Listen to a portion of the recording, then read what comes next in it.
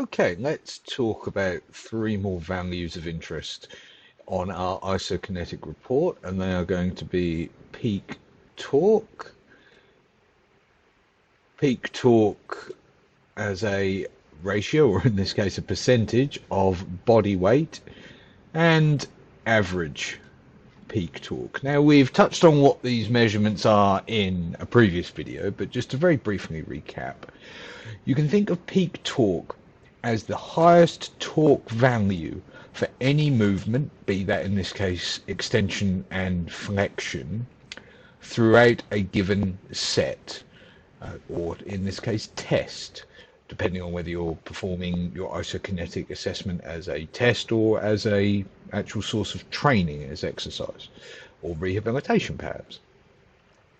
So in this instance, this is within the test. So of these 10 repetitions that were performed with leg extension, the highest peak torque value on the right hand side was 100, and we'll just call that 126 to 121 on the left side. So our peak torque to body weight value shows a similar trend, 168 to 161, and our average peak torque gives us 113 to 110 Newton meters respectively for these measurements. So peak torque, this is one of the most widely reported values within isokinetic dynamometry research. It is without a doubt the most commonly used value, and it is used to determine many of these other measurements that we see here, most notably the agonist-antagonist ratio, or the hamstring to quadriceps ratio, which we will talk about in a bit.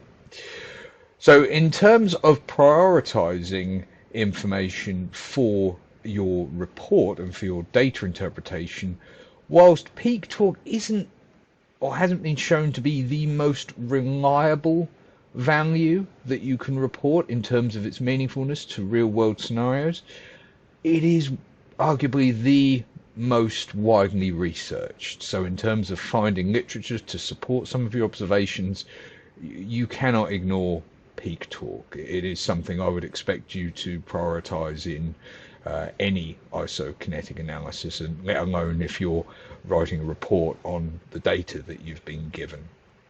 Now, these values, because you've been performing three different tests, as we know there is an inverse relationship between angular velocity and peak torque. So as peak torque increases, angular velocity decreases, or you could say the opposite, as angular velocity increases, peak torque will decrease. So at a slower test, say 60 degrees per second, you're going to see much higher peak torque values. If you want this in layman's terms, it's really just the maximal strength exerted in a single repetition across a number of repetitions. So it is, as we've discussed, by its nature an outlier, but it is nonetheless something that you're going to want to discuss at some point. Now, we're given a deficit value here of 4.1, so telling us that we have a percentage difference of 4.1%. There's a 4.1 deficit between the right and the left leg.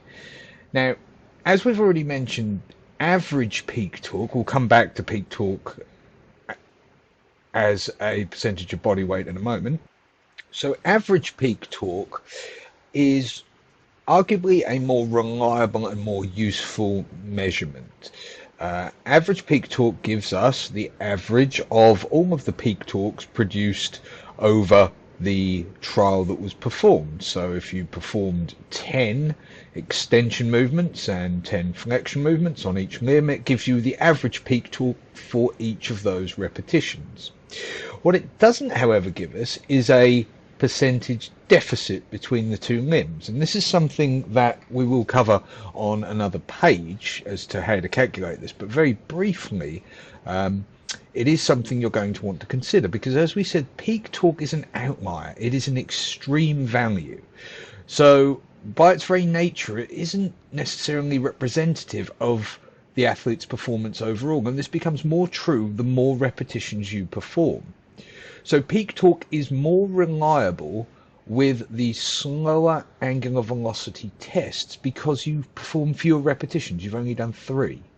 And for the 180 degrees per second test, the reliability is going to drop because it's one value then among 5. And for this test, the 360 degrees per second, it is one value among 10.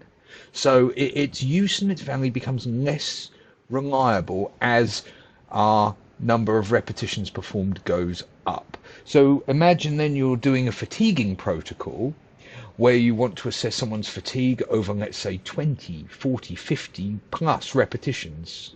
Peak torque becomes meaningless in that instance. However, average peak torque gives us a far more useful measurement.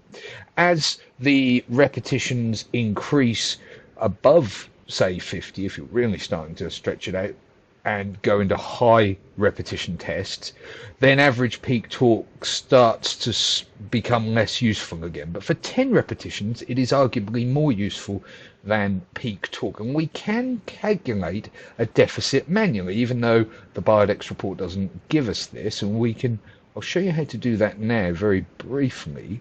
And as I say, I will explain this in more detail, but on a separate slide. But essentially, with the average peak torque for the extension here at 360 degrees per second, we calculate the deficit by taking the larger of the two values. So in this case we have 113.6 Newton meters. We subtract whichever value is lower. So in this case we have 110.3, which gives us a value of 3.3 Newton meters. So it's just the difference between the two. We then divide this value again by the highest value, which occurred on the right leg. So we're dividing by 113.6, which gives us this value we have here. And we multiply this by 100 to give us our average peak torque deficit of 2.9, which is still within normative values. There is a difference, so we would be tempted, or I would certainly be tempted, to report this instead of the 4.1 deficit if it is significantly different. If it falls within the normative range of, say, 10%, then that's fine. There's no need to report it, but it's always something you want to check. Is the peak torque value that you get for each limb and the deficit the same or within a similar range to the average peak torque values and deficit? You usually find it's lower. In fact, it will be lower because by its very nature this is a peak value, so it's going to be higher than the average. But if the deficit between the two is different, so for example if the deficit of the average peak torque was above 10%, then this is something that you would rely on, and I would be tempted then to disregard the peak torque value, because all that's telling you is at one brief moment in time for one repetition the deficit was within a normative range, and then for the rest of the set or test that was performed it was not. So that is what you're going to want to report. So finally then, for this video anyway, peak torque as a ratio, or in this case as Biodex like to do, describe something as a ratio, report it as a percentage, which is fine. You just need to be aware of that these are percentage values. Peak torque as a percentage of your participant's body weight. Now, for the practical session when we collected this data, we estimated your participant's weight. And that's absolutely fine because that's what you're going to do in the practical assessment. You are not going to be weighing the participant every time one of you comes in, because it's only a 15-minute assessment and all you're doing is showing us that you can successfully use a set of scales, which I will trust that you can already do.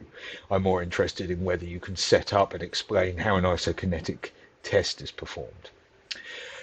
So we've guesstimated our participants' weight here for this test, but we will assume that that value is accurate. So peak torque as a percentage of body weight has good normative values reported in the published literature, and it's certainly something that you may wish to consider, particularly if your participant has had previous injury. So the classic example is the ACL tear or rupture, in which you can expect to see a 30% deficit between the injured and the uninjured limb.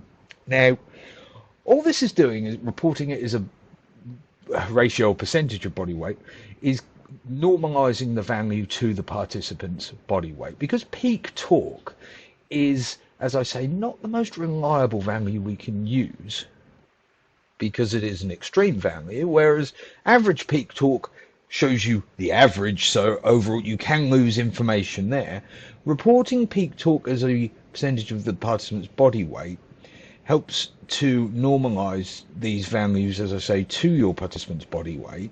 And so if there is a deficit that isn't being picked up in the peak torque or in the average peak torque values that we have reported here on our report, how many times can I say report in a sentence?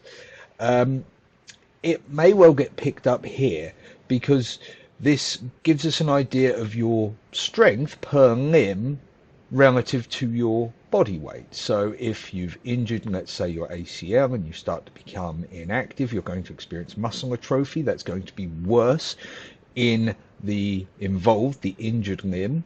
And therefore, if we have a value that we can normalize this peak torque to, a constant that is the same between both limbs, we can start to see if there is a deficit between the two limbs that isn't otherwise picked up. So this can give us a good idea of measurements such as return to activity after injury or return to sport. It's a useful measurement for assessing longevity, particularly in older individuals, and how their quality of life is going to be affected as the age-related effects of reductions in muscle strength take place, and overall vitality. It's one way you can think of it. So there are three main peak torque related values apart from the HQ ratio, which we will talk about in a moment.